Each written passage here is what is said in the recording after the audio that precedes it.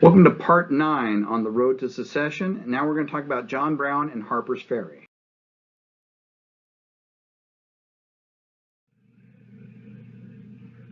John Brown, if you'll remember, was the radical abolitionist who had, along with the help of a couple of his sons, hacked to death 5 slaveholders in Kansas with broadswords, right? Well, by 1859, he's decided to up the ante, and he truly believes that if given the right opportunity, the slaves will free themselves. And that's why he hatches a plan in 1859 to attack the Federal Army at Harper's Ferry, okay? And his plan is simple, right? All plans should be simple. He's going to go into the Blue Ridge Mountains in Virginia and go to Harper's Ferry, right? Today that's in modern West Virginia, right? In that little panhandle. He's going to go to the Federal Armory there, and he's going to take control of it to get arms for a revolt. All right. He then will take several slave owners hostage and tell the slaves, come get weapons and free yourself. And if they do that, he thinks that's going to spread across the entire South, and it's like wildfire. All the slaves will emancipate themselves. Matter of fact, he even goes so far as inviting Frederick Douglass to join him in this endeavor. Why don't you come down and join me at Harper's Ferry? We're going to free all the slaves. And Frederick Douglass very politely declined. He said, "Sir, you are walking into a perfect steel trap, and you will never get out alive." Well, he goes forward with it anyways. On October 16, 1859, John Brown, along with 21 other men, including 5 blacks and 2 of John Brown's sons, are going to take over the armory there at Harper's Ferry. They're going to take 60 prominent citizens of the area hostage in hopes that the slaves will, of course, rise up.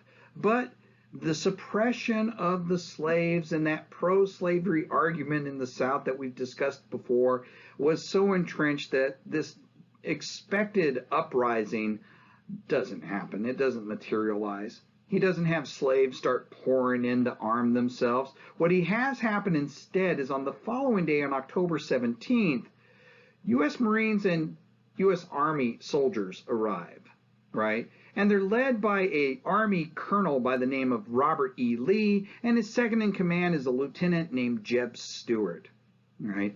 And they order him to release the hostages and to cease and desist, lay down his arms.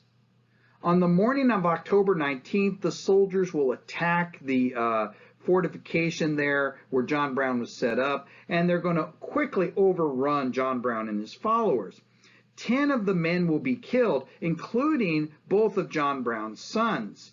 John Brown himself will be seriously wounded, but he'll be captured and taken to Charlestown, Virginia. Today it's now Charlestown, West Virginia, where he'll stand trial.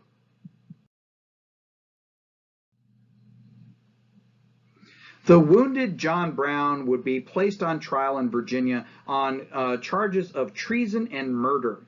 And he's going to turn this trial into kind of a show trial, putting slavery at the forefront. At one point, he'll say, "I am yet too young to understand that God is any respecter of persons. I believe to have interfered as I've done in behalf of his despised poor was not wrong, but right. Now it is deemed necessary that I should forfeit my life for the furtherance of the ends of justice, and mingle my blood further with the blood of my children and with the blood of the millions in this slave countries whose rights are disregarded by wicked, cruel, and unjust enactments. I submit, so let it be done." On November 2nd, 1859, he's found guilty and he's sentenced to death. And on December 2nd, 1859, the 59-year-old abolitionist will be led to the gallows. He'll hand his executioner a note, a slip of paper that the guard will read that says, "I, John Brown, am now quite certain that the crimes of this guilty land will never be purged away but with blood." It's quite a prophetic statement because he's absolutely right. We're on the cusp now of a civil war where the North and the South are going to find their differences truly impassable.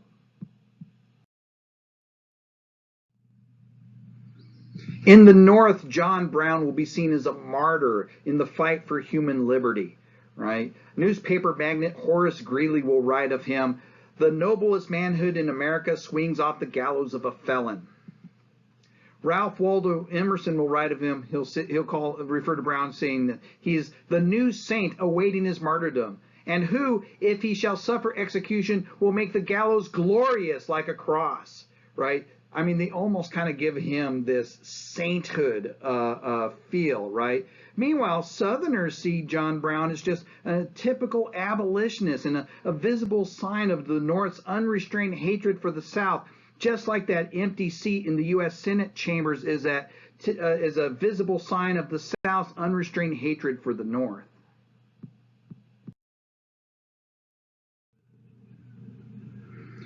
And it brings us to the end of our road.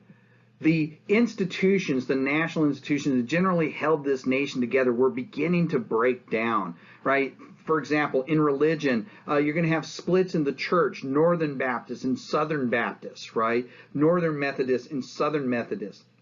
There'll be political divides, right? The Democratic Party would become more and more entrenched in the South and a pro-slavery argument, while in the Whig Party itself will literally self-destruct. Southern Whigs will gravitate into the Democratic Party, and Northern Whigs will fan out and join some of these new abolitionist parties, right?